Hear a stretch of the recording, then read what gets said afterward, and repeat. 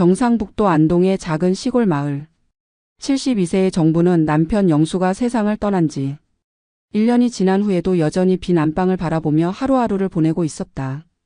50년을 함께 산 남편이 떠난 자리는 너무나 컸다. 아침에 일어나면 습관처럼 두 사람 목에 밥을 짓고 저녁이면 빈 식탁 앞에서 혼자 술잔을 기울이는 날들이 이어졌다. 마을 사람들은 정분을 보며 안타까워했지만 누구도 그 깊은 외로움을 채워줄 수는 없었다.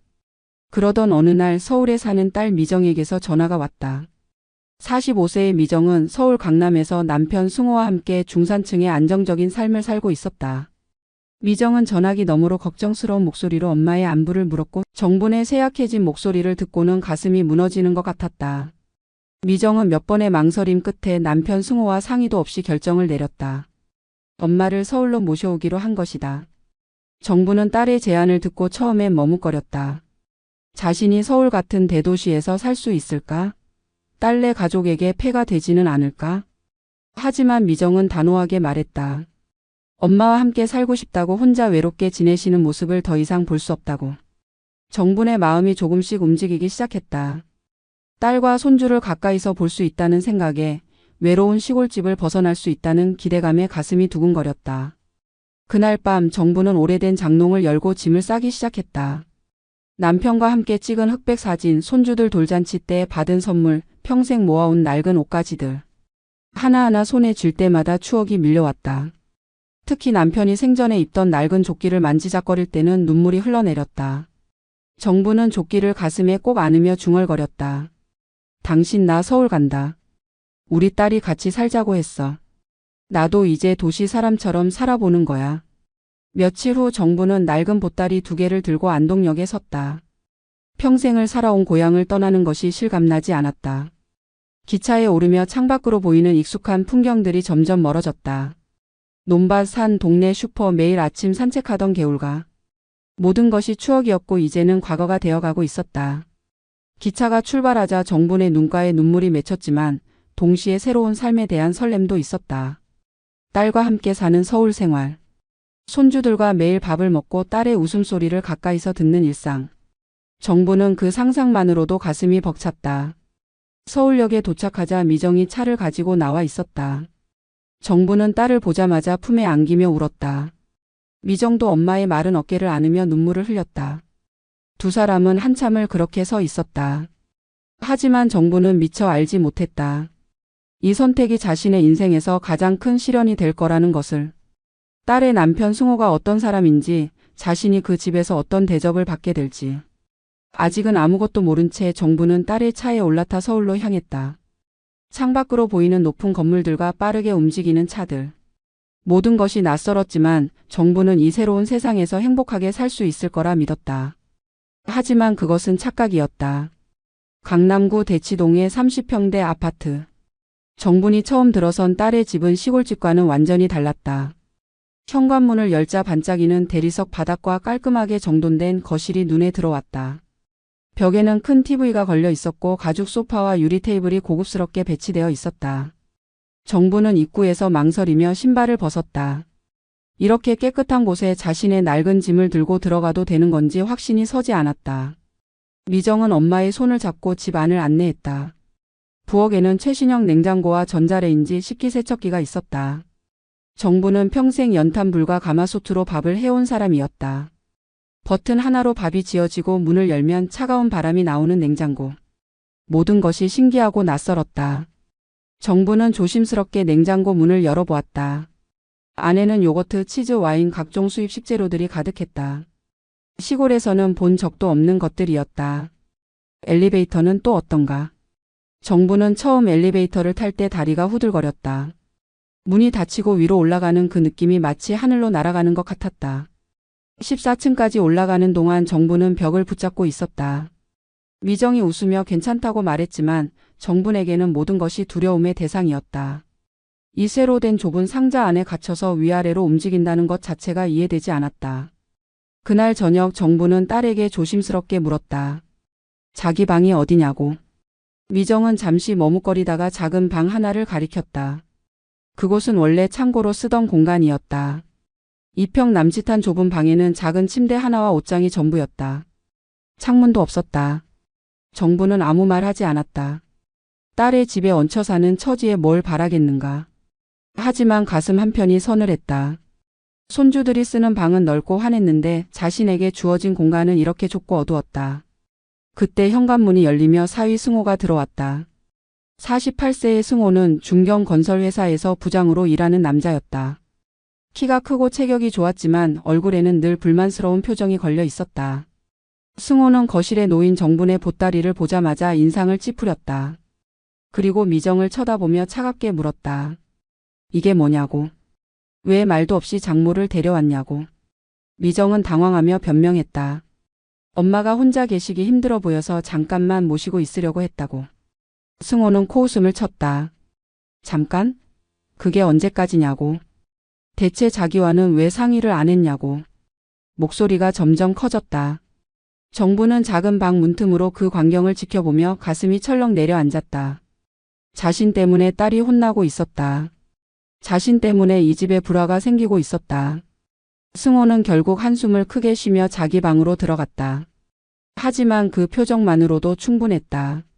정부는 환영받지 못한다는 것을 뼈저리게 느꼈다. 이 집에서 자신은 가족이 아니라 침입자였다.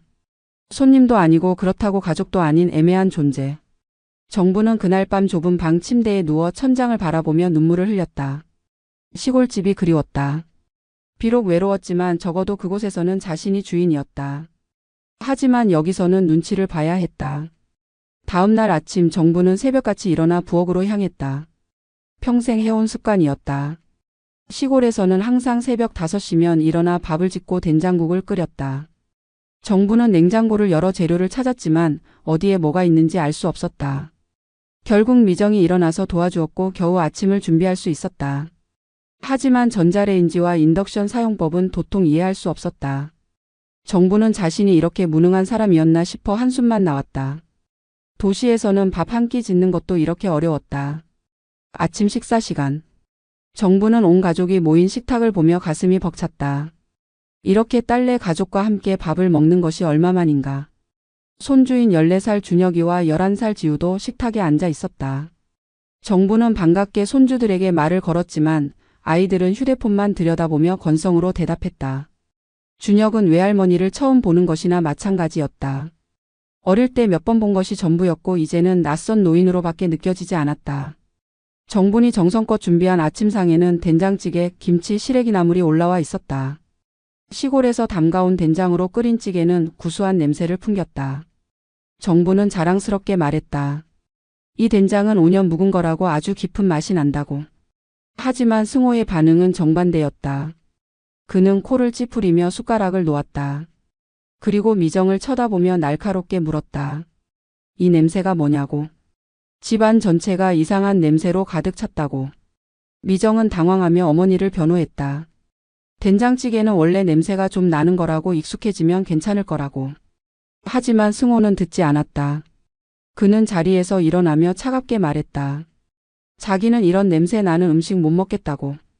그리고는 아침도 먹지 않고 현관으로 향했다. 출근하면서 미정에게 한마디 더 던졌다. 앞으로는 이런 음식 하지 말라고. 자기는 양식이나 깔끔한 한식을 선호한다고. 정부는 식탁에 앉은 채 얼어붙었다. 평생 자랑이었던 자신의 된장이 가족들에게 먹이고 싶었던 구수한 찌개가 이렇게 거부당할 줄은 몰랐다. 손주들도 코를 막으며 냄새가 이상하다고 투덜거렸다. 지우는 엄마에게 속삭였다. 왜 외할머니가 이상한 음식을 만드냐고. 앞으로는 엄마가 만든 음식이 먹고 싶다고. 정분의 귓가에 그 말이 또렷이 들렸다. 가슴이 무너지는 것 같았다. 미정은 어머니의 상처받은 표정을 보고 미안해했지만 남편 눈치가 보여 제대로 위로하지 못했다. 그저 어색하게 웃으며 괜찮다고 다음에는 다른 걸 해보자고 말할 뿐이었다.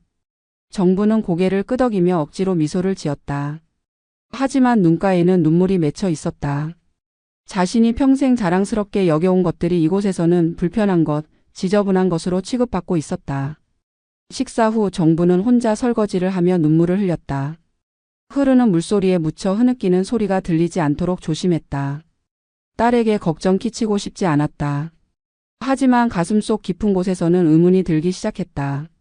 내가 여기 온 게 옳은 결정이었을까?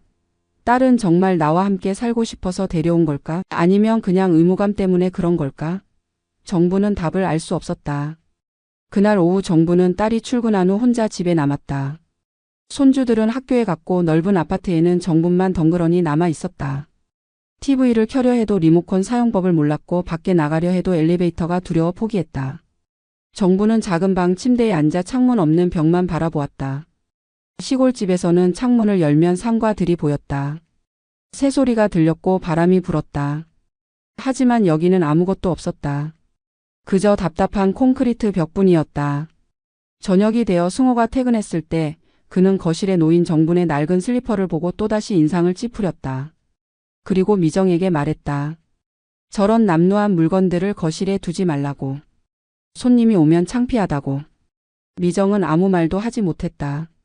정부는 그 말을 듣고 자신의 슬리퍼를 조용히 들고 작은 방으로 돌아갔다.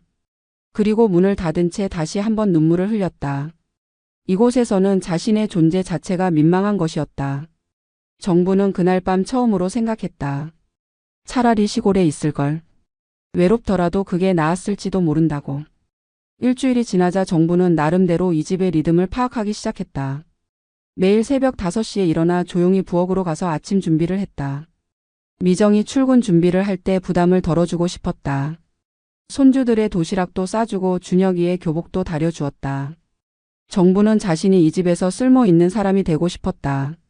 그래야 눈치 보지 않고 살 수 있을 것 같았다. 하지만 승호의 태도는 전혀 바뀌지 않았다. 오히려 날이 갈수록 더 냉랭해졌다. 어느 날 아침 정분이 정성껏 만든 미역국을 보고 승호는 짜증을 냈다. 자기는 아침에 미역국 안 먹는다고 커피 한 잔이면 충분하다고. 정분이 만든 음식은 항상 뭔가 문제가 있었다. 너무 짜거나 너무 심심하거나 냄새가 나거나 모양이 별로거나. 승호는 늘 불만을 표현했고 미정은 그저 중간에서 우왕좌왕할 뿐이었다. 더 큰 문제는 정분의 생활 습관이었다. 정분은 평생 시골에서 살았기에 문을 닫고 사는 것이 익숙하지 않았다. 화장실을 다녀온 후 문을 열어두거나 방 불을 켠 채로 거실에 나오는 일이 잦았다. 승호는 그럴 때마다 날카롭게 지적했다.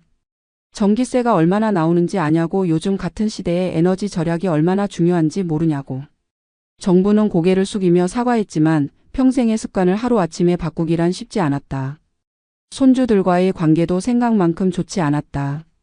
준혁이는 외할머니를 거의 무시했다. 학교에서 돌아오면 방문을 닫고 게임만 했다. 정분이 간식을 가져다 줘도 고맙다는 말도 없이 받아들고는 문을 닫았다.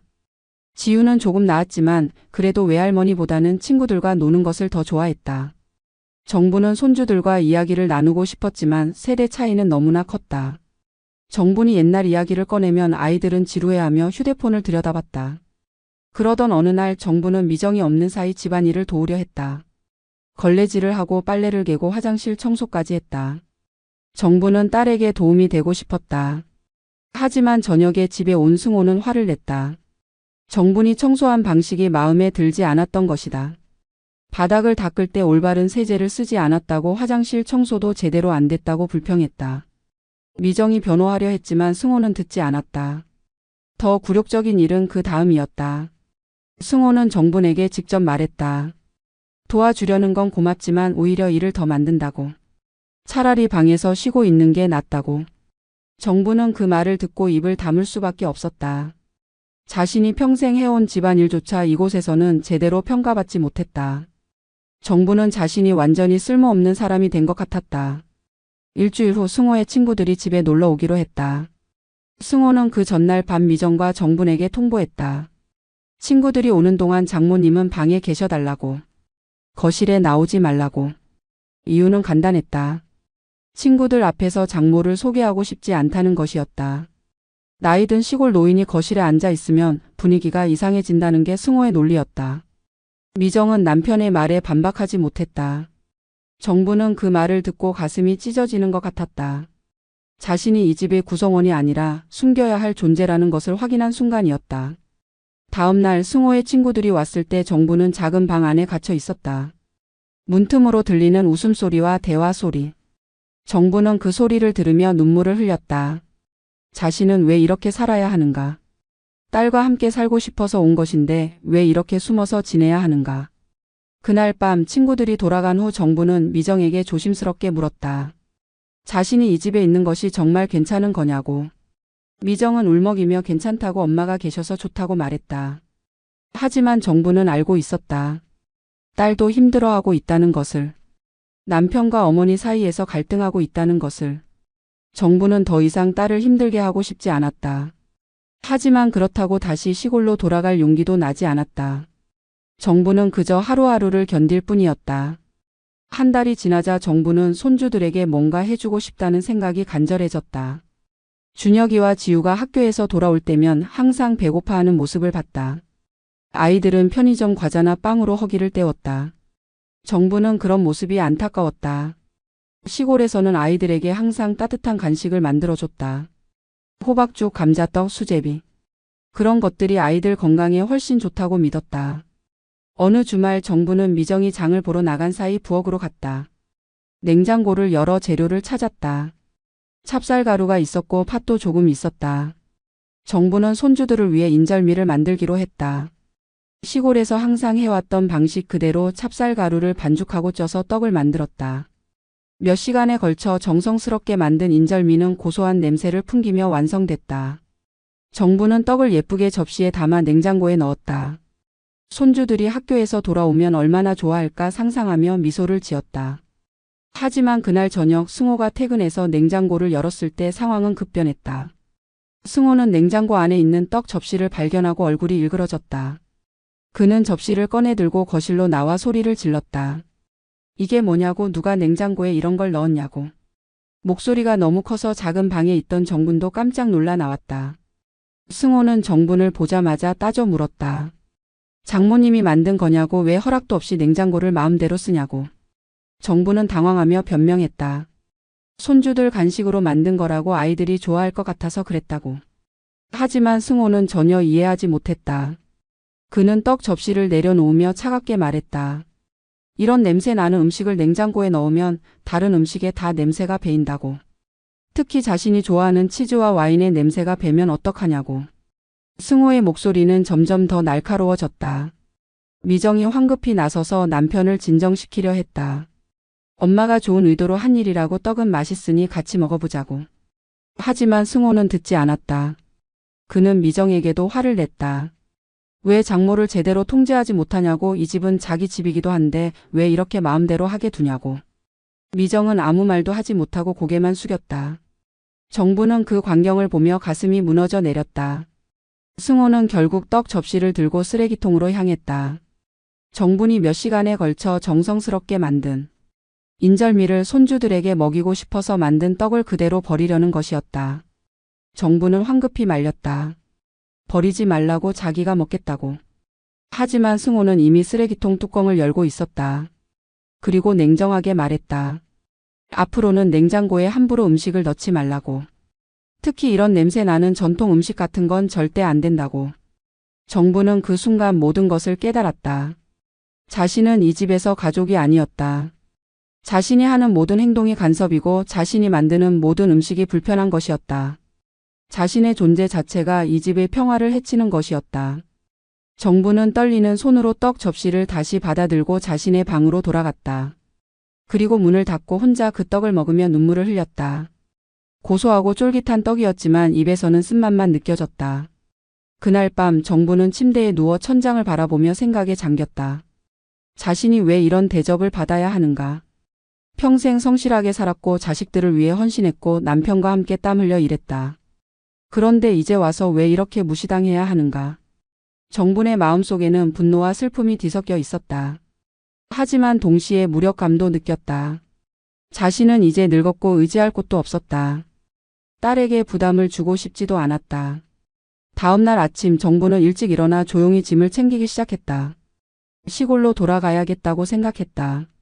이곳에서는 더 이상 버틸 수 없을 것 같았다. 하지만 짐을 싸다가 멈칫했다. 시골집은 이미 비어 있었다. 전기도 끊겼고 수도도 나오지 않았다. 혼자 그곳에서 어떻게 살 것인가. 정부는 다시 짐을 풀며 한숨을 쉬었다. 갈 곳이 없었다. 여기서 버티는 수밖에 없었다. 며칠 후 승호는 또다시 정분을 불렀다. 그리고 차갑게 통보했다. 앞으로 냉장고를 사용할 때는 반드시 미정에게 먼저 허락을 받으라고. 그리고 자신의 음식 구역에는 절대 손대지 말라고.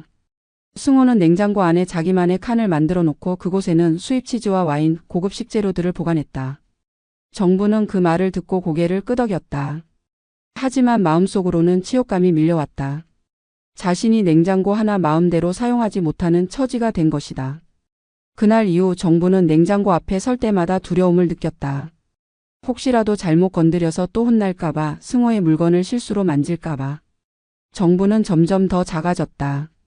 집 안에서 숨죽이며 살았고 자신의 존재를 최대한 지우려 노력했다. 하지만 그럴수록 마음은 더 아팠다. 이게 정말 살아있는 건가? 아니면 그저 숨만 쉬고 있는 건가? 정부는 매일 밤 그런 생각에 잠들지 못했다. 2달이 지났다. 정부의 얼굴은 처음 서울에 왔을 때보다 훨씬 야위어 있었다. 밥맛도 없었고 잠도 제대로 오지 않았다.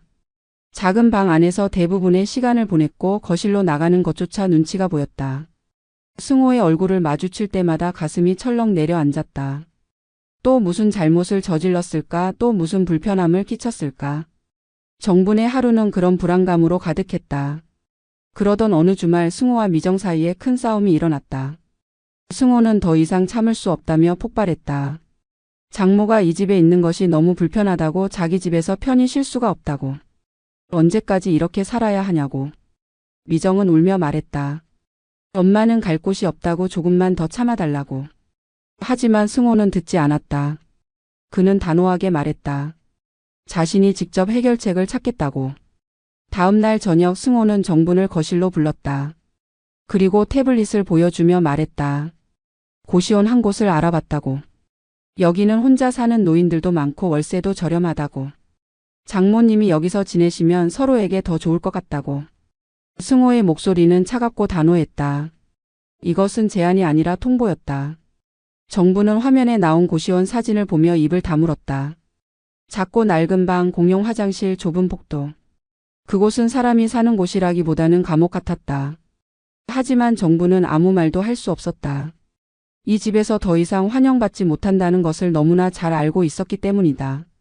미정은 옆에서 울고 있었지만 남편을 설득할 용기가 없었다. 아니, 어쩌면 미정도 마음 한구석에서는 이것이 해결책이라고 생각하고 있을지도 몰랐다. 정부는 고개를 끄덕였다. 그리고 조용히 말했다. 알겠다고, 짐을 싸겠다고. 승호는 만족스러운 표정으로 고개를 끄덕였다. 그리고 일주일 후에 이사하면 된다고, 본인이 차로 데려다 주겠다고 말했다. 정부는 자신의 방으로 돌아가 문을 닫았다. 그리고 그제야 참았던 눈물이 터져 나왔다. 흐느끼는 소리가 작은 방 안에 가득 찼다. 미정은 그날 밤 어머니 방문 앞에서 한참을 서 있었다. 문을 두드리고 싶었지만 용기가 나지 않았다. 뭐라고 위로해야 할지 알 수 없었다. 결국 미정은 그냥 돌아섰다. 자신의 방으로 가서 혼자 울었다. 남편과 어머니 사이에서 찢어지는 것 같았다. 하지만 결국 미정은 남편의 편을 들었다. 아니, 들 수밖에 없었다. 이 집에서 계속 살아가려면, 결혼 생활을 유지하려면 남편의 뜻을 따를 수밖에 없었다. 일주일은 금방 지나갔다.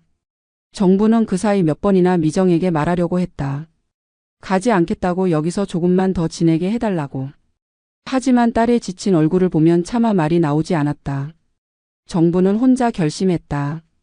딸을 더 이상 힘들게 하지 않겠다고. 자신이 이 집을 떠나는 것이 모두를 위해 나은 일이라고 스스로를 설득했다. 이사하는 날 아침 정부는 손주들에게 작별 인사를 했다. 준혁이와 지우는 외할머니가 떠나는 것에 대해 별다른 감정이 없어 보였다. 그저 잘 가시라고, 가끔 연락하겠다고 말할 뿐이었다. 정부는 손주들을 꼭 안아주고 싶었지만 아이들은 이미 휴대폰을 들여다보고 있었다. 정부는 그냥 손을 흔들고 현관을 나섰다. 승호의 차에 탄 정부는 창밖을 바라보며 눈물을 흘렸다. 2달이라는 짧은 시간이었지만 그 안에서 겪은 굴욕과 상처는 평생 잊을 수 없을 것 같았다. 미정은 뒷좌석에서 어머니의 손을 잡았다. 그리고 울먹이며 말했다. 미안하다고, 정말 미안하다고. 정부는 딸의 손을 꼭 잡으며 거짓말을 했다. 괜찮다고, 엄마는 괜찮다고. 너라도 행복하게 잘 살아라고. 고시원에 도착했을 때 정부는 그곳의 열악함에 충격을 받았다. 좁은 복도, 곰팡이 냄새에 낡은 벽지. 정분에게 배정된 방은 2평도 안 되는 공간이었다. 창문은 있었지만 밖에는 다른 건물의 벽만 보였다. 침대 하나와 작은 책상이 전부였다.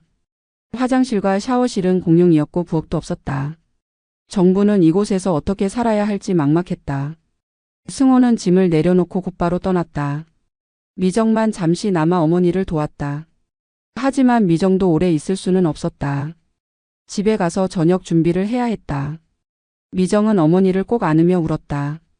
정부는 딸을 다독이며 말했다. 괜찮다고, 자주 연락하자고. 엄마는 여기서 잘 지낼 거라고. 하지만 그것은 거짓말이었다. 정부는 이미 절망에 빠져 있었다.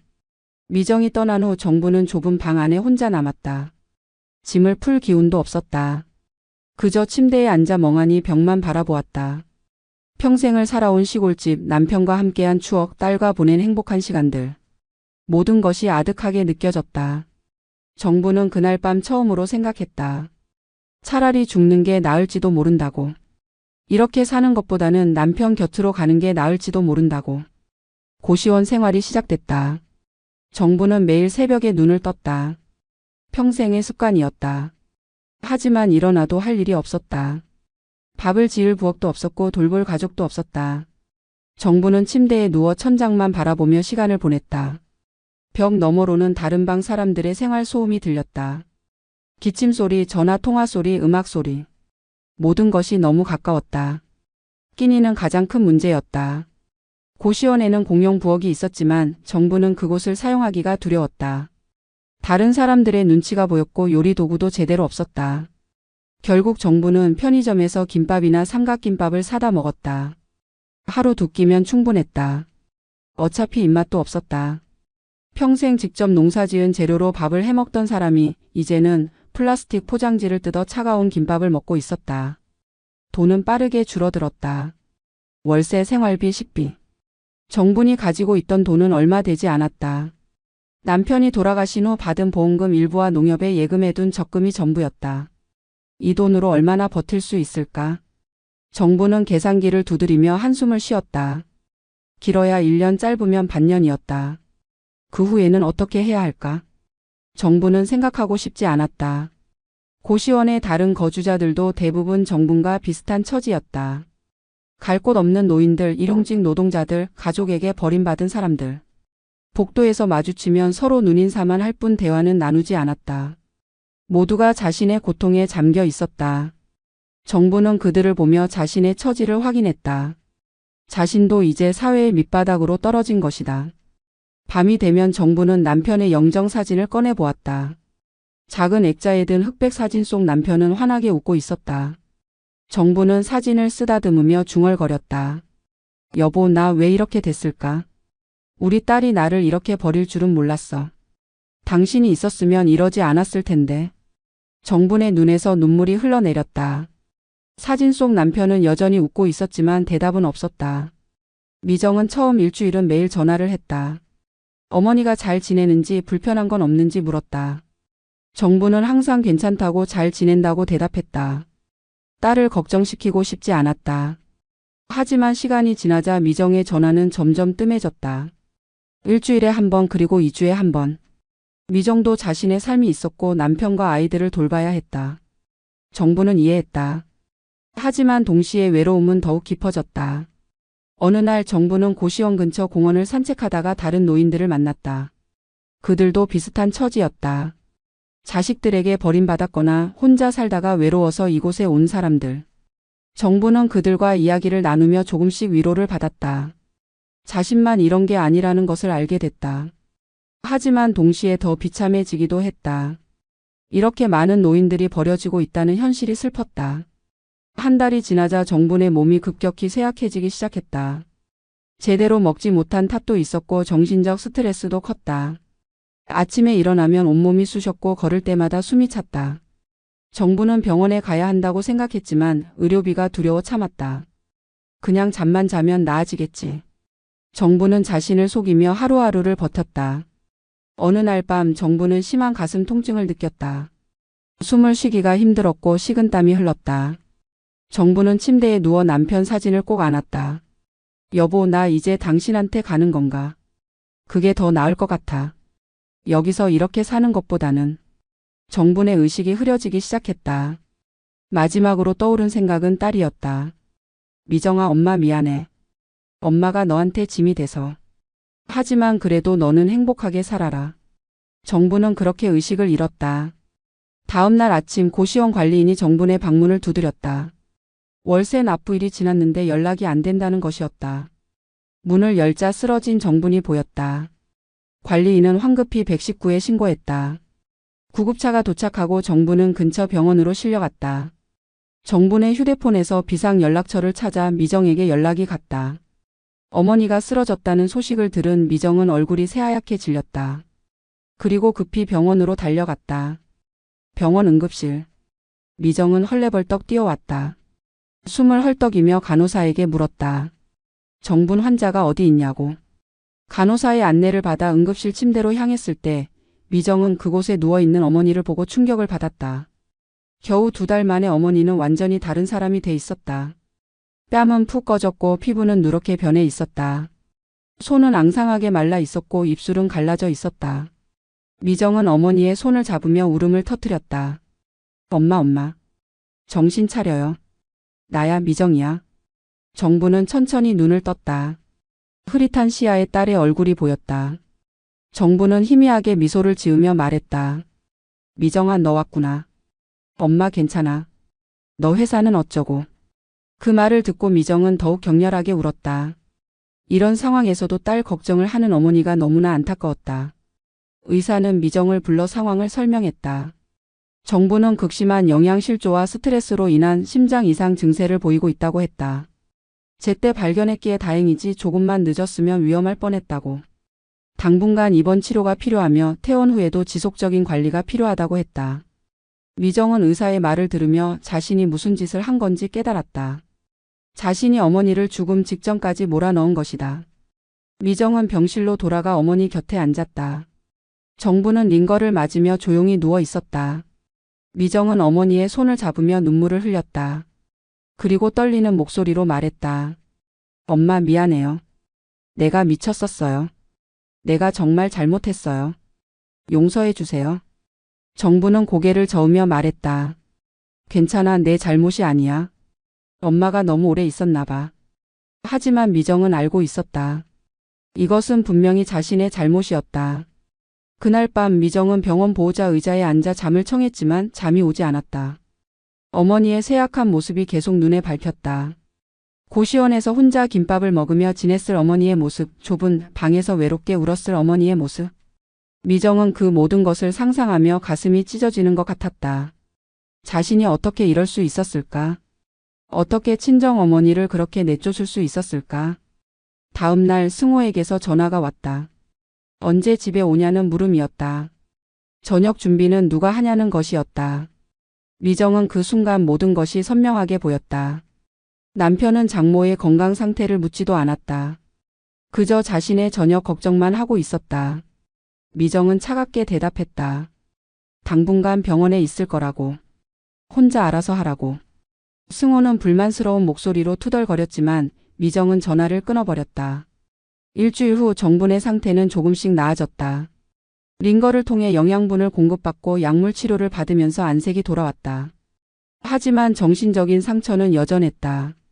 정부는 퇴원 후 어디로 가야 할지 고민했다. 다시 고시원으로 돌아가야 하나? 시골집으로 가야 하나? 아니면 다른 곳을 찾아야 하나? 정부는 답을 찾을 수 없었다. 미정은 그 일주일 동안 많은 생각을 했다. 자신의 삶을 되돌아봤다. 남편 눈치만 보며 살아온 결혼 생활, 어머니보다 남편을 선택한 자신의 비겁함. 미정은 깨달았다. 이렇게는 더 이상 살 수 없다는 것을. 뭔가 바꿔야 한다는 것을. 하지만 어떻게 바꿀 수 있을까? 미정은 아직 확신이 서지 않았다. 병원에서 정분을 돌보는 동안 미정은 어머니의 짐을 정리하게 됐다. 고시원에서 가져온 낡은 가방 속에는 몇 벌의 옷과 남편 사진 그리고 낡은 수첩 하나가 있었다. 미정은 무심코 수첩을 펼쳤다. 그 안에는 정분이 평생 기록해온 가계부가 적혀 있었다. 농사로 번 돈, 시장에서 판 채소가, 남편 병원비, 자식들에게 보낸 생활비. 모든 것이 빼곡하게 기록돼 있었다. 미정은 수첩을 넘기다가 마지막 페이지에서 멈췄다.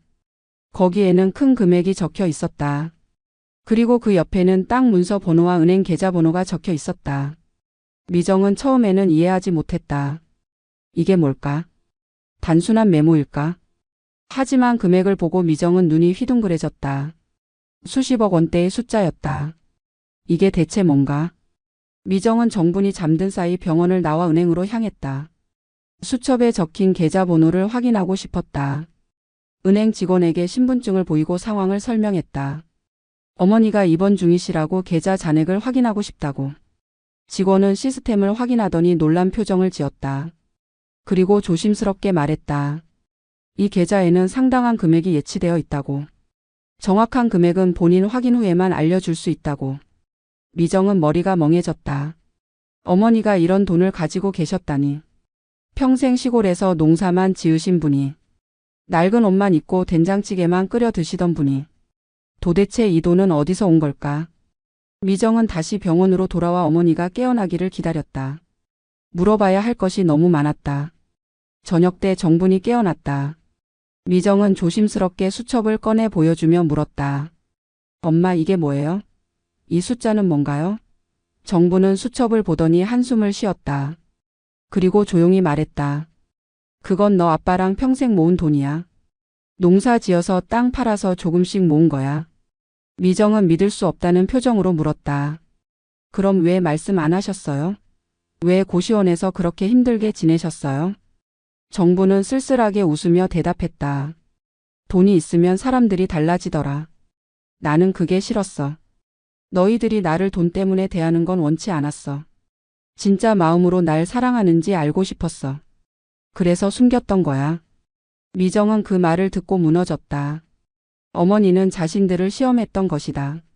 그리고 자신들은 그 시험에 완전히 실패했다. 미정은 어머니를 꼭 안으며 울었다. 엄마, 정말 미안해요. 나는 최악의 딸이었어요. 정부는 딸의 등을 토닥이며 말했다. 괜찮아. 이제라도 알았으니 됐어. 그날 밤 미정은 결심했다. 어머니를 위해 뭔가 해야겠다고. 더 이상 남편의 눈치를 보며 살지 않겠다고. 어머니가 받은 모욕을 반드시 갚아주겠다고. 정분이 태어나는 날 미정은 어머니를 자신의 집이 아닌 호텔로 모셨다. 당분간 어머니가 편히 쉴 수 있는 곳이 필요했다. 강남의 괜찮은 호텔 스위트룸을 예약했다. 넓은 거실과 침실, 욕실이 딸린 방이었다. 정부는 처음에는 사양했다. 너무 비싸다고 그냥 고시원으로 돌아가겠다고. 하지만 미정은 단호하게 말했다. 엄마, 이제는 제가 모실게요. 엄마가 편하게 계실 수 있는 곳에 모실게요. 호텔 방에 짐을 풀고 나서 미정은 어머니와 진지하게 이야기를 나눴다. 재산에 대한 이야기였다. 정부는 천천히 설명하기 시작했다. 남편 영수와 결혼한 후 두 사람은 악착같이 돈을 모았다고. 농사를 지으면서 한 푼이라도 아껴서 저축했다고. 그렇게 모은 돈으로 조금씩 땅을 샀고 그 땅값이 오르면서 재산이 불어났다고. 특히 안동 시내 근처의 땅 몇 필지는 엄청난 가치가 됐다고. 정부는 가방에서 서류 봉투를 꺼냈다. 그 안에는 땅 등기부등본, 예금 통장, 주식 증서가 들어 있었다. 미정은 하나하나 확인하며 입을 다물지 못했다.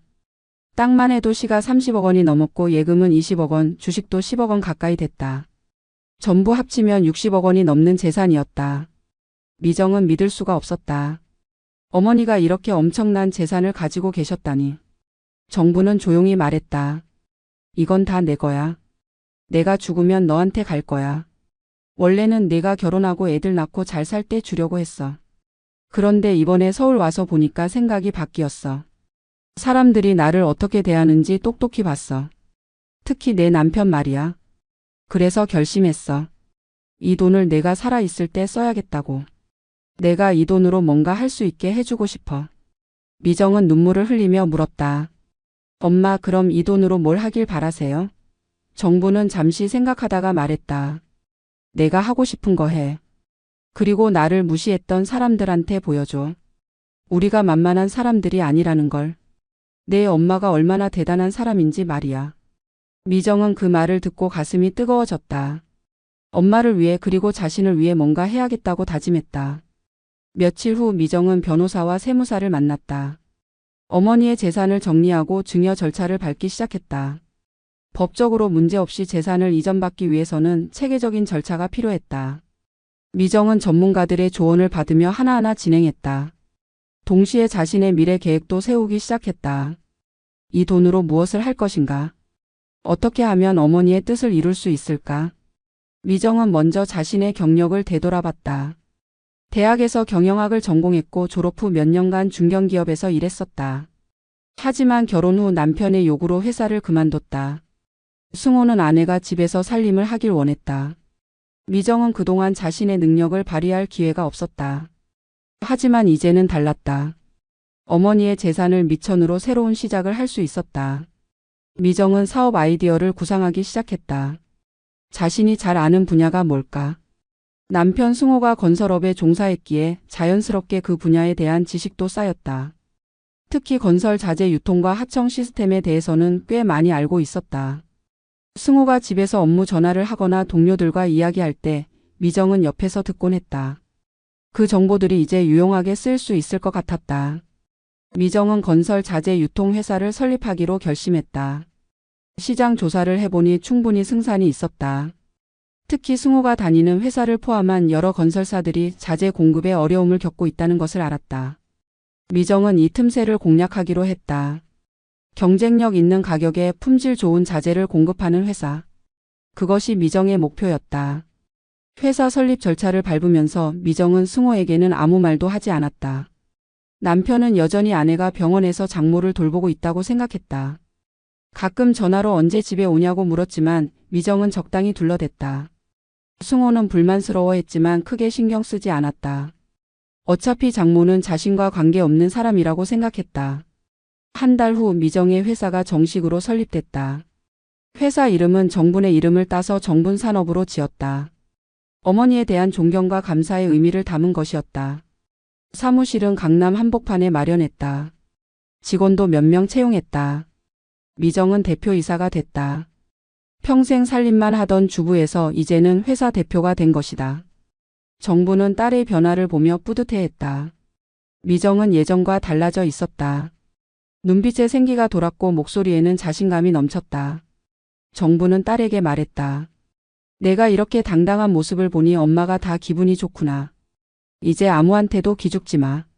내 남편한테도 말이야. 미정은 고개를 끄덕이며 다짐했다. 엄마 꼭 보여드릴게요. 엄마를 무시했던 사람들한테 똑똑히 보여드릴게요. 미정은 회사 운영에 본격적으로 뛰어들었다. 처음에는 모든 것이 낯설었다. 거래처를 개척하고 직원들을 관리하고 재물을 챙기는 일.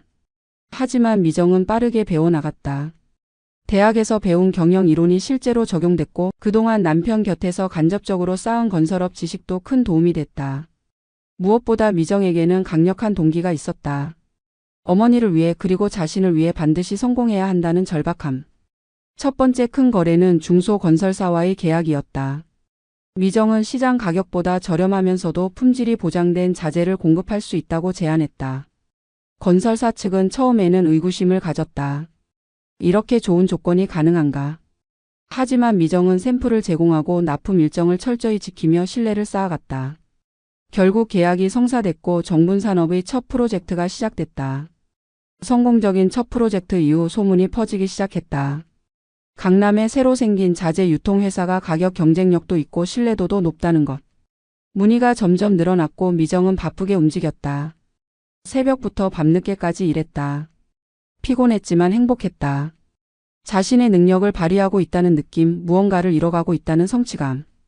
그것은 살림만 하던 시절에는 느낄 수 없던 것이었다.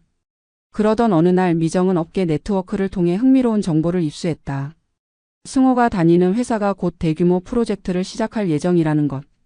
그리고 그 프로젝트를 위한 자재 공급 업체를 선정 중이라는 것. 미정는 순간 기회를 포착했다. 만약 정분산업이 그 프로젝트의 자재 공급 업체로 선정된다면 회사는 단숨에 업계에서 인정받을 수 있을 것이다. 미정은 즉시 입찰 준비에 들어갔다. 가격 경쟁력, 품질 보증, 납품 일정 등 모든 면에서 완벽한 제안서를 만들었다. 그리고 입찰에 참여했다. 승호의 회사 구매팀은 여러 업체의 제안서를 검토했다. 정분산업이라는 생소한 이름의 회사도 있었지만 제안 내용이 워낙 좋아서 최종 후보에 올랐다. 구매팀장은 대표와 직접 미팅을 하기로 했다. 미팅 당일 미정은 정장을 갖춰 입고 승호의 회사로 향했다. 구매팀장을 만나 회사 소개와 제안 내용을 프레젠테이션했다. 구매팀장은 깊은 인상을 받았다. 이 여자 대표는 업계 지식도 해박하고 사업 계획도 치밀했다. 미팅이 끝난 후 구매팀장은 긍정적인 피드백을 줬다. 조만간 결과를 알려주겠다고 말했다. 며칠 후 정분산업이 최종 선정됐다는 통보가 왔다. 미정은 환호했다. 첫 번째 단계가 성공한 것이다. 이제 승호의 회사와 공식적인 거래 관계가 시작될 것이다. 하지만 미정은 여기서 멈추지 않았다. 이것은 시작에 불과했다. 미정에게는 더 큰 계획이 있었다. 미정은 본격적으로 승호의 회사에 대해 조사하기 시작했다. 자재를 납품하는 과정에서 자연스럽게 회사 내부 정보에 접근할 수 있었다. 프로젝트 진행 상황, 재무 구조, 조직도 등 미정은 하나하나 파악해 나갔다. 그리고 그 과정에서 놀라운 사실을 발견했다. 승호의 부서에서 부정회계가 이루어지고 있다는 증거였다. 자재 구매 과정에서 허위로 금액을 부풀려 보고하고 그 차액을 빼돌리는 수법이었다. 승호도 여기에 연루돼 있었다. 몇 년간 수억 원대의 돈이 횡령된 것으로 보였다. 미정은 관련 서류들을 조심스럽게 복사해 두었다. 언젠가 필요할 때 쓸 수 있도록. 이것은 미정에게 강력한 무기가 될 것이었다. 한편 승호는 아내가 사업을 하고 있다는 사실을 전혀 모르고 있었다. 미정은 집에 거의 들어가지 않았고 승호에게는 여전히 병원에서 장모를 돌보고 있다고 말했다. 승호는 가끔 투덜거렸지만 크게 관심을 두지 않았다. 오히려 아내가 없으니 더 편하다고 생각했다. 집에서 마음대로 친구들을 불러 술을 마실 수 있었고 잔소리 들을 일도 없었다. 그러던 어느 날 승호는 회사에서 우연히 정분산업에 대한 이야기를 들었다. 새로 거래를 시작한 자재 업체인데 대표가 여자라는 것. 그리고 회사 이름이 특이하다는 것. 승호는 별 생각 없이 넘겼다. 설마 그게 자기 아내일 리 없다고 생각했다. 미정은 그저 살림만 하던 주부였으니까. 사업 같은 건 할 줄 모르는 사람이라고 믿었으니까. 미정은 회사를 운영하면서 정분을 자주 만났다. 호텔에서 지내던 정분은 이제 건강을 많이 회복했다. 얼굴에도 생기가 돌았고 식욕도 돌아왔다. 미정은 어머니에게 회사 상황을 보고하며 조언을 구했다. 정분은 비록 학력은 없었지만 평생 장사를 하며 쌓은 상술이 있었다. 그 조언들은 미정에게 큰 도움이 됐다. 어느 날 저녁 미정은 정분에게 물었다. 엄마, 이제 다음 단계로 넘어가도 될까요? 정분은 딸을 바라보며 물었다. 내가 준비됐다고 생각하니? 미정은 고개를 끄덕였다. 네, 준비됐어요. 이제 그 사람들한테 보여줄 때가 됐어요. 정분은 미소를 지으며 말했다. 그래, 해라. 내 마음대로 해. 엄마가 뒤에서 응원할게. 미정은 어머니를 꼭 안으며 다짐했다. 꼭 성공하겠다고. 엄마의 한을 꼭 풀어드리겠다고. 소문은 생각보다 빠르게 퍼졌다.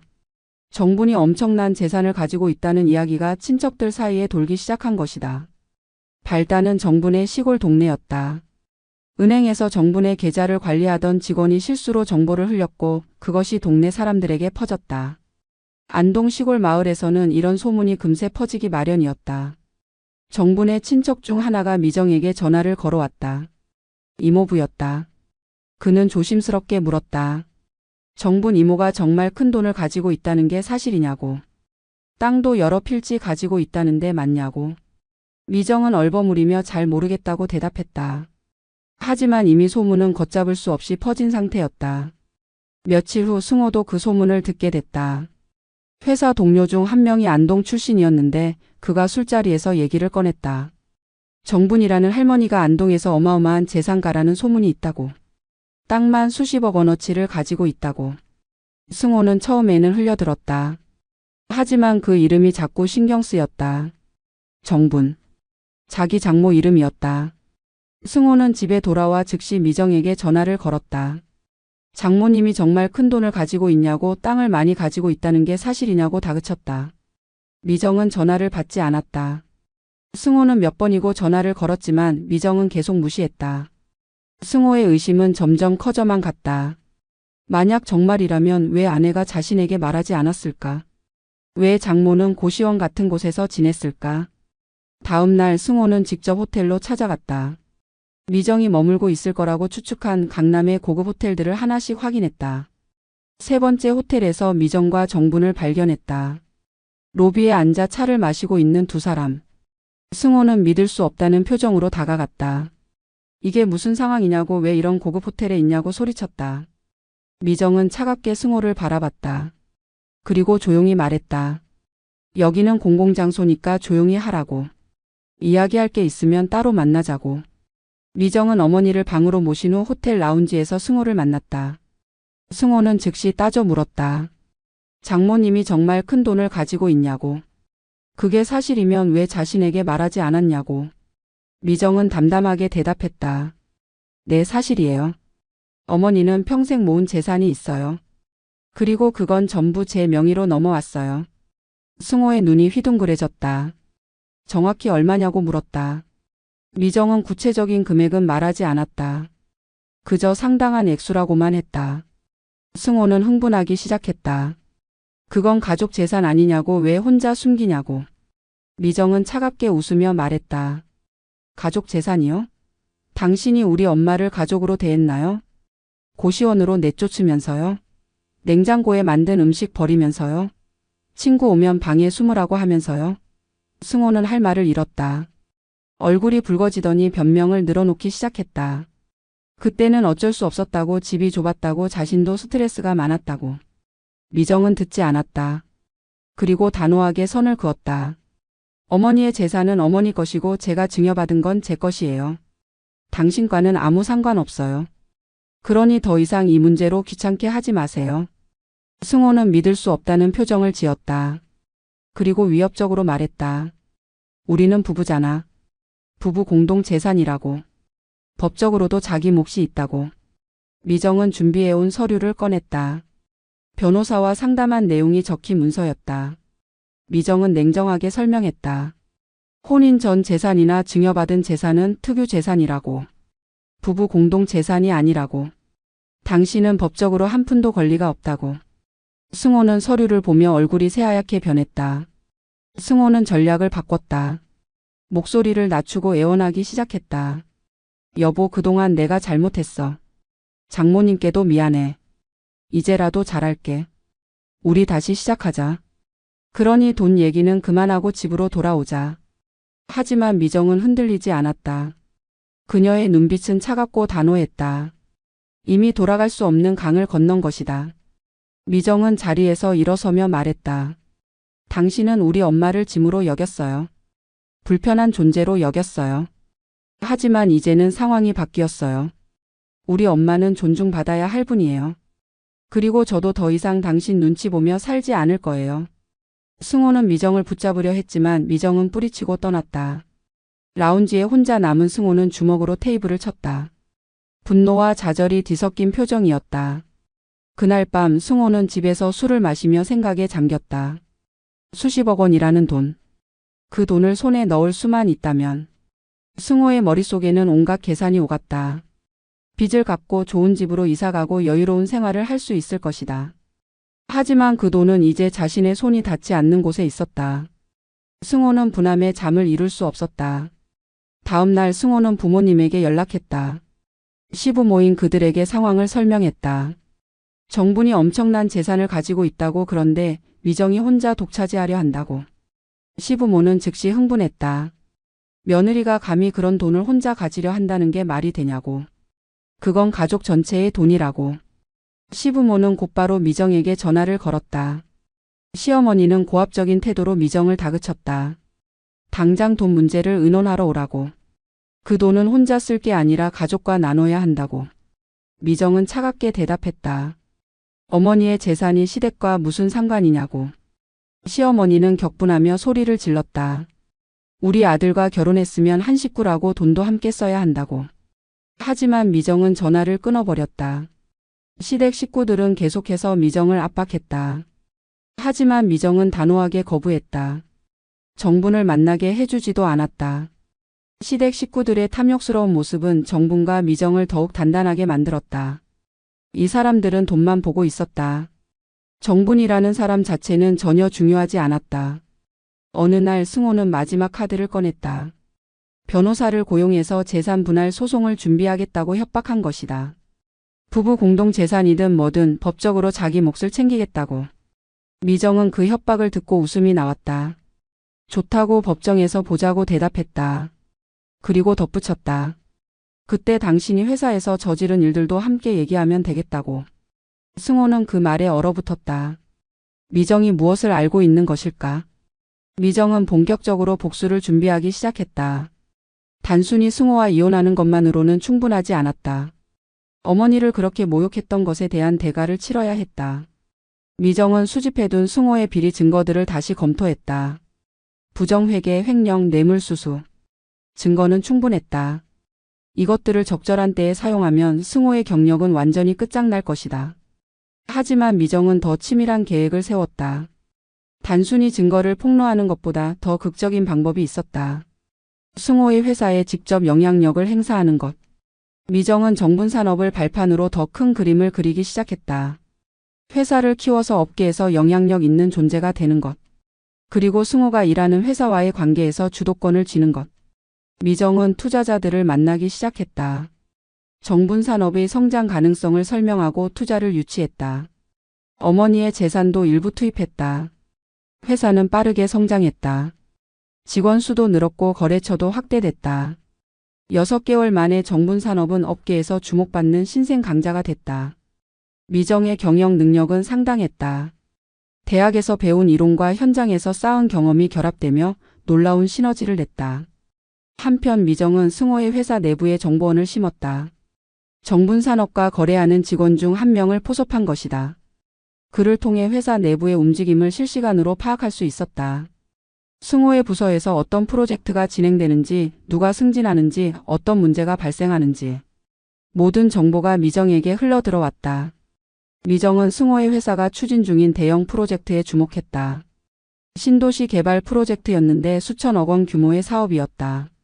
승호의 부서가 핵심적인 역할을 맡고 있었다. 이 프로젝트가 성공하면 승호는 임원 승진이 확실했다. 반대로 이 프로젝트에 문제가 생기면 승호의 경력에 치명타가 될 것이다. 미정은 그 프로젝트의 자재 공급 입찰에 참여했다. 정분산업의 규모와 실적으로 충분히 경쟁력이 있었다. 하지만 미정은 단순히 입찰에서 이기는 것만이 목표가 아니었다. 프로젝트 내부로 들어가서 승호의 비리를 더 확실하게 잡아내고 동시에 회사에 대한 영향력을 키우는 것이 진짜 목표였다. 입찰 결과 정분산업이 최종 낙찰됐다. 가격도 합리적이었고 이전 프로젝트들에서의 실적도 좋았기 때문이다. 계약서에 서명하는 날 미정은 승호의 회사 본사를 방문했다. 승호는 그날 출장 중이었기에 미정을 볼 수 없었다. 미정은 속으로 웃었다. 곧 만나게 될 것이다. 그것도 아주 극적인 방식으로. 프로젝트가 시작되고 미정은 현장을 자주 방문했다. 자재 납품을 확인하고 공사 진행 상황을 점검하는 것이 명분이었다. 하지만 실제로는 내부 정보를 수집하고 승호의 동선을 파악했다. 미정은 모든 것을 기록했다. 승호가 누구를 만나는지, 어떤 대화를 나누는지, 어떤 서류를 주고받는지. 어느 날 미정은 결정적인 장면을 목격했다. 승호가 하청업체 대표와 은밀한 만남을 갖는 것을 봤다. 고급 레스토랑 구석 자리에서 두 사람은 서류를 주고받았고 승호는 두툼한 봉투를 받았다. 전형적인 뇌물 수수 장면이었다. 미정은 멀리서 사진을 찍었다. 증거는 점점 쌓여가고 있었다. 미정은 이제 다음 단계로 넘어갈 준비가 됐다. 회사에 대한 투자를 더 확대하기로 했다. 어머니의 땅 중 일부를 매각해서 현금을 확보했다. 그리고 그 돈으로 승호의 회사 지분을 매입하기 시작했다. 공개 시장에서 조금씩 매입했기에 눈에 띄지 않았다. 6개월에 걸쳐 미정은 승호 회사 지분의 5%를 확보했다. 5%는 큰 지분은 아니었지만 주주로서 발언권을 갖기에는 충분했다. 미정은 주주 명부에 자신의 이름을 올렸다. 김미정. 그리고 회사 이사회에 참석할 권리를 행사하기 시작했다. 이사회 멤버들은 갑자기 나타난 이 여성 주주가 누구인지 궁금해했다. 미정은 정중하게 자기소개를 했다. 정분산업 대표이자 이 회사의 새로운 투자자라고. 승호는 이사회 회의록을 보고 경악했다. 김미정이라는 이름이 주주 명단에 올라와 있는 것을 발견한 것이다. 설마 자기 아내일 리 없다고 생각했지만 정분산업이라는 회사 이름을 보고 확신했다. 미정이 자기 회사의 주주가 된 것이다. 승호는 당장 미정에게 전화를 걸었지만 미정은 받지 않았다. 다음 이사회 회의 날 승호는 부서장 자격으로 회의에 참석했다. 그리고 그곳에서 미정과 마주쳤다. 깔끔한 정장을 입고 당당하게 앉아있는 아내. 승호는 믿을 수 없다는 표정으로 미정을 쳐다봤다. 미정은 승호를 보며 차갑게 미소 지었다. 그리고 입을 열었다. 안녕하세요, 승호 부장님. 앞으로 잘 부탁드립니다. 회의실이 순간 정적에 휩싸였다. 이사회 회의가 끝난 후 승호는 미정을 따로 불렀다. 복도에서 두 사람은 대면했다. 승호는 분노를 억누르며 물었다. 도대체 무슨 짓을 하는 거냐고. 왜 자기 회사에 투자했냐고. 미정은 담담하게 대답했다. 좋은 투자처라고 생각해서 그랬다고. 사업상 필요한 결정이었다고. 승호는 믿을 수 없다는 표정을 지었다. 승호는 미정을 위협하기 시작했다. 당장 지분을 팔고 물러나라고. 그렇지 않으면 어떻게 될지 모른다고. 하지만 미정은 전혀 흔들리지 않았다. 오히려 되물었다. 어떻게 된다는 건가요? 혹시 저를 해칠 건가요? 그럼 경찰에 신고하면 되겠네요. 승호는 할 말을 잃었다. 미정의 태도는 예전과 완전히 달라져 있었다. 며칠 후 미정은 본격적으로 움직이기 시작했다. 이사회에서 승호가 관리하는 프로젝트에 대한 감사를 요구한 것이다. 재무 처리에 의혹이 있다고 투명성을 높여야 한다고 주장했다. 다른 이사들도 합리적인 제안이라고 동의했다. 결국 외부 회계법인의 감사가 결정됐다. 승호는 패닉에 빠졌다. 감사가 진행되면 자신의 비리가 드러날 것이 분명했다. 승호는 급히 증거들을 없애려 했다. 관련 서류를 파기하고 공범들에게 입을 맞추라고 지시했다. 하지만 이미 늦었다.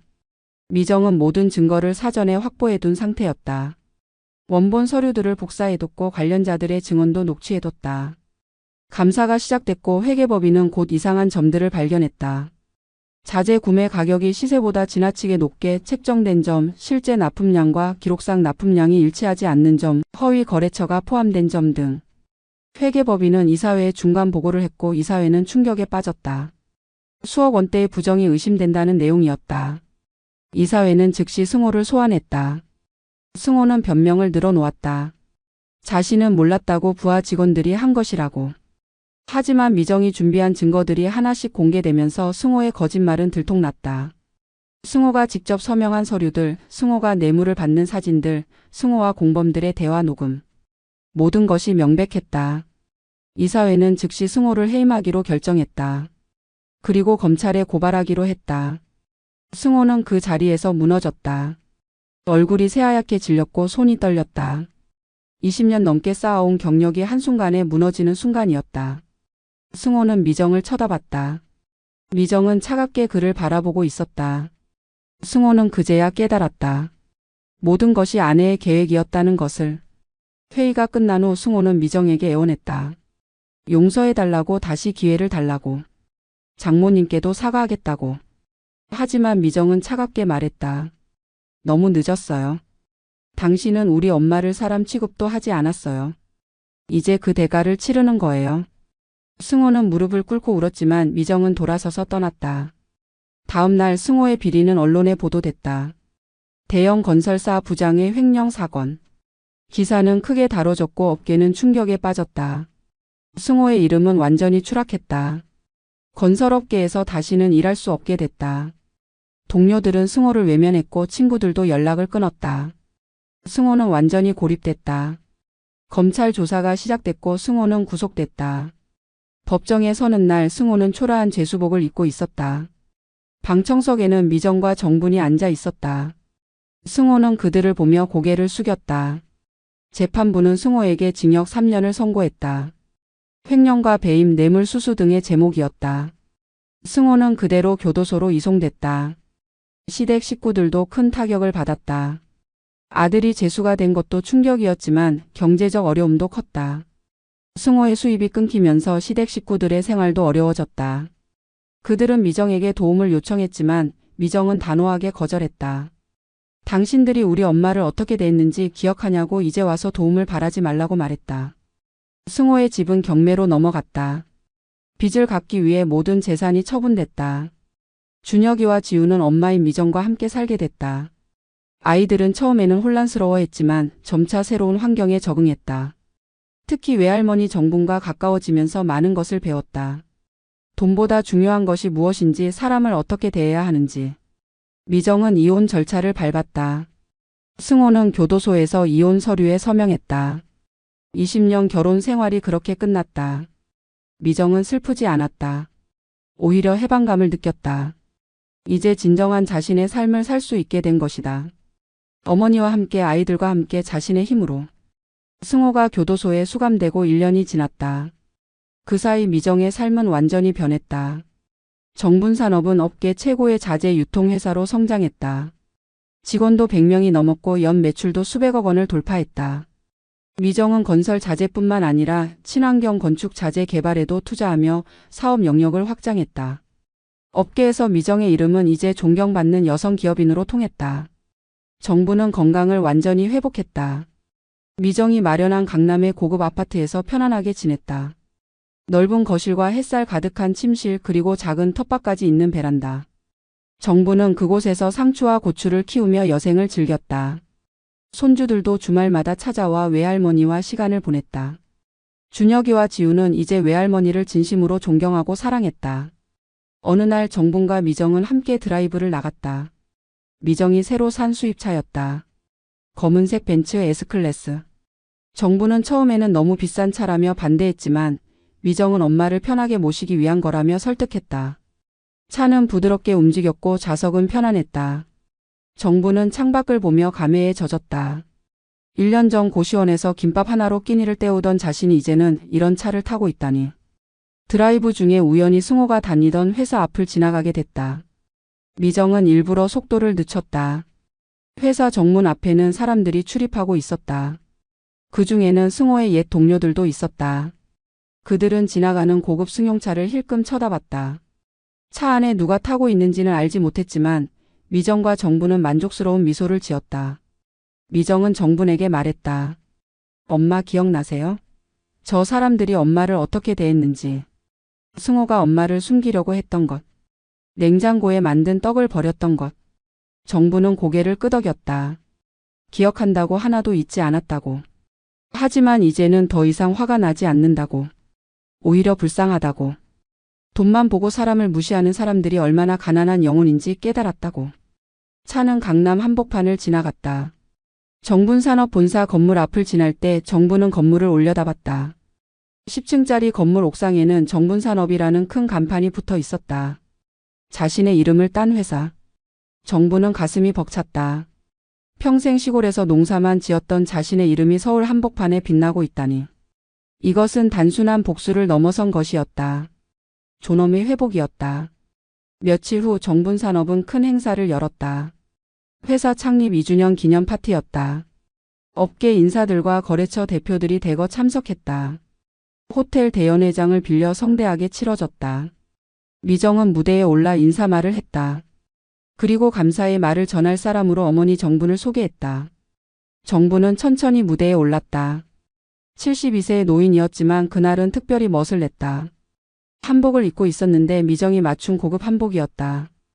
은은한 보라색 저고리와 진한 남색 치마. 정부는 마이크 앞에 섰다.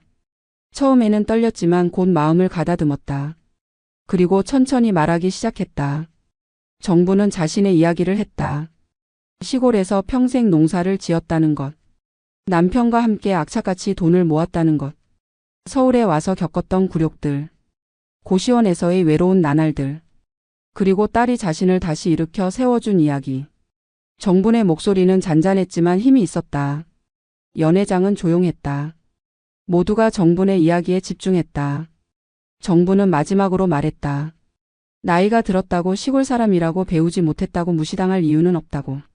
모든 사람은 존중받을 자격이 있다고. 자신은 운이 좋아서 딸의 도움으로 이렇게 설 수 있었지만 세상에는 아직도 무시당하고 외면받는 노인들이 많다고. 그들에게도 관심을 가져달라고. 정분의 말이 끝나자 연회장에는 박수가 터져 나왔다. 많은 사람들이 눈물을 흘렸다. 행사가 끝난 후 여러 사람들이 정분에게 다가와 인사를 건넸다. 존경한다는 말, 감동적이었다는 말들. 정부는 한 사람 한 사람에게 고개 숙여 인사했다. 그 중에는 승호의 옛 동료도 몇 명 있었다. 그들은 정분을 알아보고 부끄러워하며 고개를 숙였다. 예전에 장모님을 제대로 대접하지 못했다고 미안하다고 사과했다. 정부는 괜찮다고 다 지난 일이라고 말했다. 한편 교도소에 있던 승호는 동료를 통해 그 행사 소식을 들었다. 정분과 미정이 얼마나 성공했는지, 업계에서 얼마나 존경받고 있는지. 승호는 감방에서 머리를 감싸 쥐었다. 자신이 얼마나 어리석었는지, 얼마나 큰 것을 잃었는지 깨달았다. 만약 정분을 제대로 대접했더라면, 미정을 존중했더라면 지금쯤 자신도 그 성공의 일부가 될 수 있었을 것이다. 하지만 이제 모든 것은 너무 늦었다. 출소 후 승호는 완전히 다른 사람이 돼 있었다. 교도소 생활은 그를 철저히 무너뜨렸다. 건설업계에서는 영구 퇴출됐고 다른 일자리를 구하는 것도 쉽지 않았다. 정과 자라는 꼬리표가 달린 40대 후반의 남자를 원하는 곳은 많지 않았다. 승호는 결국 일용직 노동자로 전락했다. 건설 현장에서 막노동을 하며 근근히 생활을 이어갔다. 어느 날 승호는 우연히 미정과 정분을 길에서 마주쳤다. 강남의 한 레스토랑 앞이었다. 두 사람은 고급 레스토랑에서 나오고 있었고 승호는 근처 공사 현장으로 향하던 중이었다. 작업복을 입은 승호와 우아한 옷을 입은 미정과 정분. 대비는 극명했다. 승호는 고개를 숙이고 지나가려 했지만 정분이 그를 불렀다. 정분은 승호를 보며 담담하게 물었다. 잘 지내냐고. 승호는 고개를 들지 못한 채 대답했다. 죄송하다고, 정말 잘못했다고. 정분은 한숨을 쉬며 말했다. 이제 와서 사과해봤자 소용없다고. 다만 한 가지만 기억하라고. 사람을 돈으로 판단하지 말라고. 나이 들었다고 가난하다고 무시하지 말라고. 모든 사람은 존중받을 가치가 있다고. 승호는 눈물을 흘리며 고개를 끄덕였다. 정부는 더 이상 말하지 않고 떠났다. 미정은 한 번도 승호를 쳐다보지 않았다. 그는 이미 자신의 인생에서 지워진 사람이었다. 승호는 그 자리에 서서 한참 동안 두 사람의 뒷모습을 바라봤다. 그리고 깊은 후회에 빠졌다. 하지만 시간을 되돌릴 수는 없었다. 3년이 흘렀다. 정부는 이제 75세가 됐지만 여전히 건강했다. 매일 아침 산책을 하고 손주들과 시간을 보내고 가끔 미정의 회사에도 들러 직원들을 격려했다. 정부는 회사의 명예 고문 역할을 맡고 있었다. 중요한 결정이 있을 때마다 미정은 어머니와 상의했고 정분의 조언은 항상 큰 도움이 됐다. 미정은 40대 후반이 됐지만 여전히 정정했다. 사업은 계속 번창했고 정분 산업은 이제 상장을 준비하고 있었다. 코스닥 상장이 성사되면 회사 가치는 수천억 원대로 뛰어오를 것이었다. 미정은 그 꿈을 향해 한 걸음씩 나아가고 있었다. 그리고 그 모든 과정에서 어머니가 함께했다. 준혁이는 이제 대학생이 됐다. 경영학을 전공하며 언젠가 외할머니와 엄마가 세운 회사를 이어받고 싶다는 꿈을 키웠다. 지우는 고등학생이 됐고 건축을 공부하고 싶어 했다. 친환경 건축에 관심이 많았다. 두 아이 모두 외할머니 정분을 세상에서 가장 존경하는 사람으로 꼽았다. 어느 추석 명절 정부는 가족들을 위해 직접 요리를 하기로 했다. 미정이 말렸다. 엄마가 힘드시다고 요리사를 부르자고. 하지만 정부는 고집했다. 한 번만 더 가족들에게 밥을 해주고 싶다고. 평생 해왔던 것처럼. 미정은 결국 동의했고 정분과 함께 부엌에 섰다. 정부는 된장찌개를 끓였다. 5년 묵은 된장으로 만든 구수한 냄새가 나는 바로 그 찌개. 시골에서 직접 담가온 김치도 꺼냈고 시래기나물도 무쳤다. 인절미도 만들었다. 예전에 승호가 버렸던 바로 그 떡. 미정은 어머니 옆에서 거들며 눈물을 흘렸다. 예전 생각이 났다. 승호가 이 음식들을 무시했던 순간들. 저녁 식사 시간. 넓은 거실에 큰 식탁에 음식들이 차려졌다. 정분, 미정, 준혁, 지우. 네 사람이 둘러앉았다. 정부는 손주들에게 음식을 떠주며 말했다. 많이 먹어라, 외할머니가 정성껏 만든 거야. 준혁이와 지우는 맛있다며 연신 숟가락을 놀렸다. 된장찌개도 김치도 인절미도 모든 것이 맛있었다. 식사를 하는 동안 정부는 과거를 떠올렸다. 처음 서울에 왔을 때의 설렘, 승호에게 받은 모욕들, 고시원에서의 절망적인 날들. 하지만 이제는 모두 지나간 일이었다. 상처는 아물었고 새로운 삶이 시작됐다. 정부는 미정을 바라봤다. 딸은 이제 당당하고 강한 여성이 돼 있었다. 정부는 자랑스러웠다. 미정도 어머니를 바라봤다. 이 작은 체구의 노인이 얼마나 강한 사람인지, 얼마나 지혜로운 사람인지. 미정은 어머니 덕분에 자신의 진짜 가치를 발견할 수 있었다. 남편의 그늘에 가려져 있던 자신을 능력 있는 사업가로 만들어준 것은 어머니였다. 식사가 끝나고 정부는 손주들에게 이야기를 들려줬다. 자신과 외할아버지가 어떻게 만났는지, 어떻게 평생을 함께 살았는지, 어떻게 돈을 모았는지. 그리고 가장 중요한 이야기. 돈보다 중요한 것은 사람이라는 것. 사람을 함부로 대하지 말아야 한다는 것. 준혁이와 지우는 진지하게 들었다. 그리고 고개를 끄덕이며 약속했다. 외할머니처럼 살겠다고. 밤이 깊어갔다. 정부는 발코니로 나가 서울 야경을 바라봤다. 반짝이는 불빛들. 저 많은 불빛 속에 얼마나 많은 사람들이 살고 있을까. 그 중에는 자신처럼 무시당하고 외면받는 노인들도 있을 것이다. 정부는 그들을 생각했다. 그리고 조용히 기도했다. 모든 노인들이 존중받는 세상이 되기를. 미정이 뒤에서 어머니를 안았다. 엄마 사랑해요. 정부는 딸의 손을 꼭 잡으며 대답했다. 나도 사랑한다 우리 딸. 두 사람은 한참 동안 그렇게 서 있었다.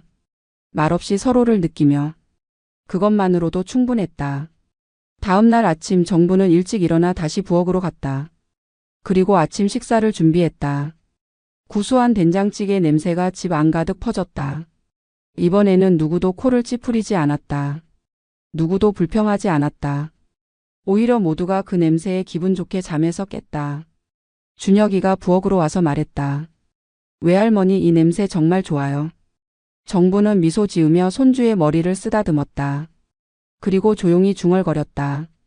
그래 이제야 제대로 된 집 같구나. 이제야 가족 같구나. 정부는 행복했다. 오랜 시련 끝에 찾은 평화. 그것은 돈으로 살 수 없는 것이었다. 사랑하는 사람들과 함께 밥을 먹고 웃고 이야기를 나누는 것. 그것이 진짜 행복이었다. 햇살이 창문으로 들어왔다. 따뜻한 아침 햇살. 정부는 그 햇살을 받으며 생각했다. 이제는 괜찮다고. 이제는 정말 괜찮다고. 세상에 혼자가 아니라는 것을, 사랑받고 있다는 것을, 가치 있는 사람이라는 것을 확인했다. 정분의 눈에는 눈물이 맺혔지만 그것은 슬픔의 눈물이 아니었다. 감사의 눈물이었다. 식탁에 둘러앉은 가족들. 정부는 그들을 하나하나 바라봤다. 미정, 준혁, 지우. 이들이 자신의 전부였다. 이들을 위해서라면 무엇이든 할 수 있었다. 정부는 조용히 말했다. 사람이 냄새가 아니라 마음으로 사는 거야. 사람을 돈으로 판단하지 말고 진심으로 대해야 해. 그게 사람 사는 이치야. 미정은 어머니의 말을 가슴 깊이 새겼다. 그리고 손주들도 그 말을 기억할 것이다. 대대손손 전해질 교훈. 정분의 유산은 단순히 돈이 아니었다. 삶의 지혜였고 인간에 대한 존중이었고 역경을 이겨낸 강인함이었다. 그것이야말로 진짜 유산이었다. 해가 떠오르고 새로운 하루가 시작됐다. 정분의 새로운 삶도 계속될 것이다. 더 이상 누구에게도 무시당하지 않는 존중받는 삶. 딸과 손주들에게 둘러싸인 사랑받는 삶. 정부는 웃으며 말했다. 이제 진짜 행복하다고. 정말로 행복하다고. 그 말 속에는 70평생의 삶이 담겨 있었다. 그리고 앞으로 살아갈 날들에 대한 기대도 함께. 식탁 위의 된장찌개에서는 여전히 김이 모락모락 피어올랐다. 그 구수한 냄새는 이제 누구에게도 불편함이 아니었다. 집의 냄새였고 가족의 냄새였고 사랑의 냄새였다. 정부는 숟가락을 들고 국을 떠먹었다. 따뜻하고 깊은 맛이 입안에 퍼졌다. 정부는 미소 지었다. 이 맛이 바로 인생의 맛이라고 생각하며